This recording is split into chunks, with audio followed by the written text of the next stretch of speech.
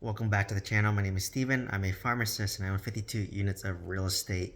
So back during COVID in early 2021, I actually got laid off from my pharmacy manager job when I was living and working in Orange County.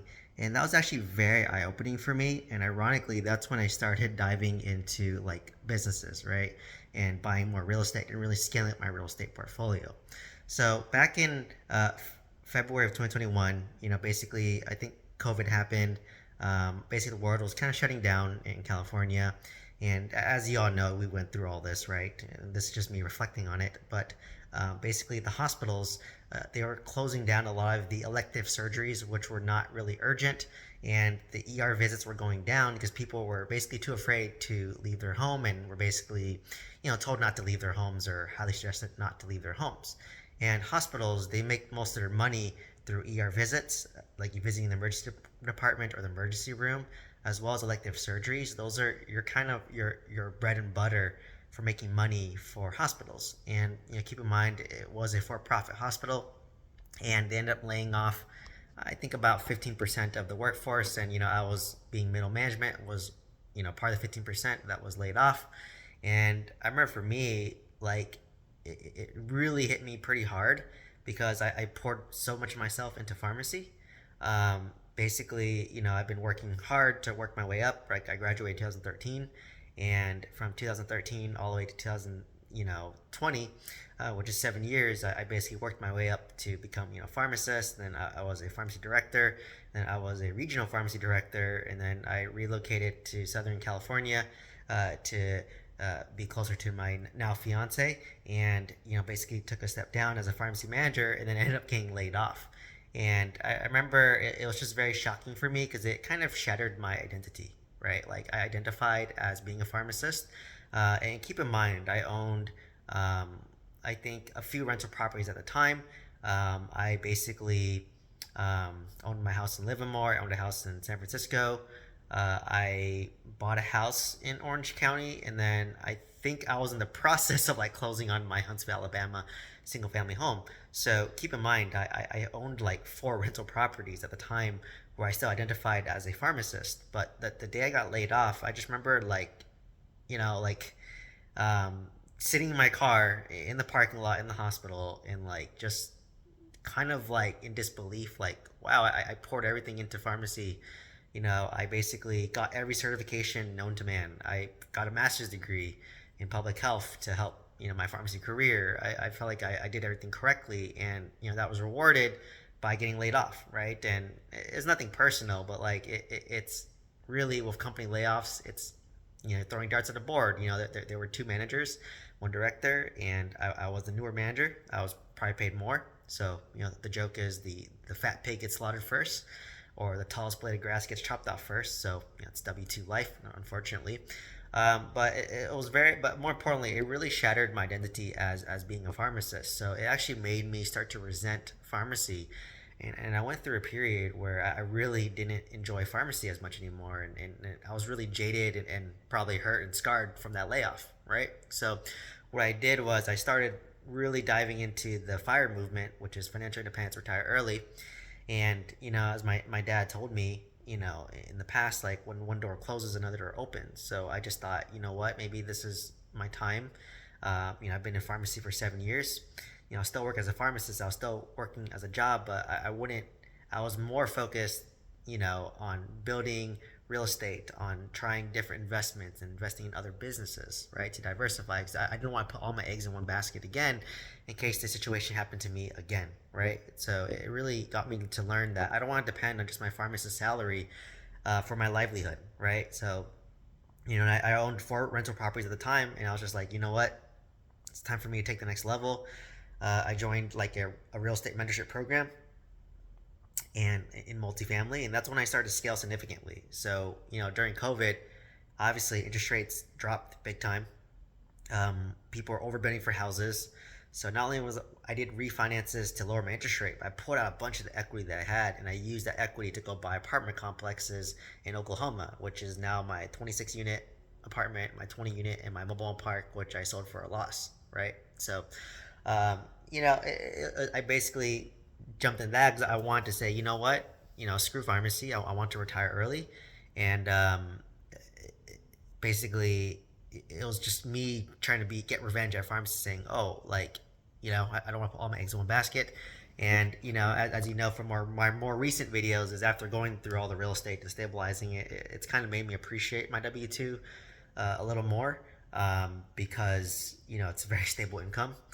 So it's kind of funny. I went from like all pharmacy, and then once I got laid off and like during COVID, I started to really resent pharmacy. But the truth is always somewhere in the middle, right? So now I'm balancing that 52 unit real estate while still enjoying pharmacy, and that's how life goes, right? It goes in seasons, it goes in phases, right? So I was in a season of I really enjoyed pharmacy. I was really honed in on it.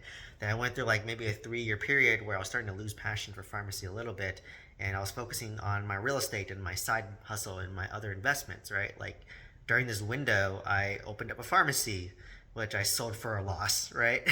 I did a e-commerce drop shipping, Amazon drop shipping business, which I sold for a loss. I, what else? I basically, bought a bunch of real estate, right? I bought 80 units of real estate in a 8 month window. I started, my YouTube channel, to give value to others. I started coaching and mentorship. So really just expanding my skill set. So now I don't like have as much of an identity, because I went literally from like all pharmacy to like all real estate, and now I'm like, all right, I can balance both pharmacy and real estate. And then now you throw in like kind of this social media thing, and I basically am more realistic about social media, where I'm not like, it's not my identity. It's just an outlet for me to teach others, to give value to others, and to really document my journey for myself in the future, as well as for my future kids, to see my mindset and how much I grew during this period. So going back to laying off, like I think in a weird way, me getting laid off was the universe's sign to say, you know what, Steven, you don't want to put all your eggs in one basket. I hate to say this about my own profession, but like pharmacy doesn't move very fast. It's a very stagnant, healthcare in general is very stagnant and slow to move, right? Like I felt like I've been doing the same things in terms of like pharmacy leadership and management, for the past 7 years. I've been doing it for 7 years, and for the most part, like 80% of it's routine, and then you have the 20% that's new, right? So like nothing is really new. So because of that, nothing is really that new, surprising. I am starting a new job, so that's taking a little more time. But like once you get used to it, you're kind of on autopilot, and you can do other things. So like for me, I see a lot of pharmacists like they're all in on pharmacy. Like that's their only source of income, right? Like I see pharmacists work 1, 2, 3 different like per diem jobs, and I know people who like get off an 8 hour shift and then go somewhere else and work another 8 hours, right? They literally work all day just to like pay their mortgage. And I respect that hustle, but like at the end of the day, you're exchanging your time for money, right? So if you're paid like $80 an hour, it doesn't matter how much you work, you're just getting $80 an hour. So if you work all day, 24 hours times that by 80, that's all you'll make. I mean, that's a lot of money, that's a good life. But like where it starts to become more magical and leverage is when you can make money without putting in much time or effort, right? Like for me in real estate, every month, like literally I pay down $10,000 in principal pay down, which increases my net worth by $10,000, right? I get rental income and I cash flow $10,000 a month positive. So that's another $120,000 a month net, tax free for the most part, right? Because it's real estate. And on top of that, I'm still working my pharmacist income, right? And then on top of that, I am creating like YouTube videos, which it doesn't make much money, but it's leveraged, right? Like I'm multiplying myself in these videos. For every video I post, I'm multiplying myself, and these videos are working for me, educating you and giving value, getting views, and teaching. So it's really leveraging yourself out, where you like we all have the same 24 hours in a day, but it doesn't matter how much you're willing to leverage, right? And I own multiple properties, and every month, or like just this past year, all my real estate, all my stocks went up by $1 million in like 2024, and I did nothing.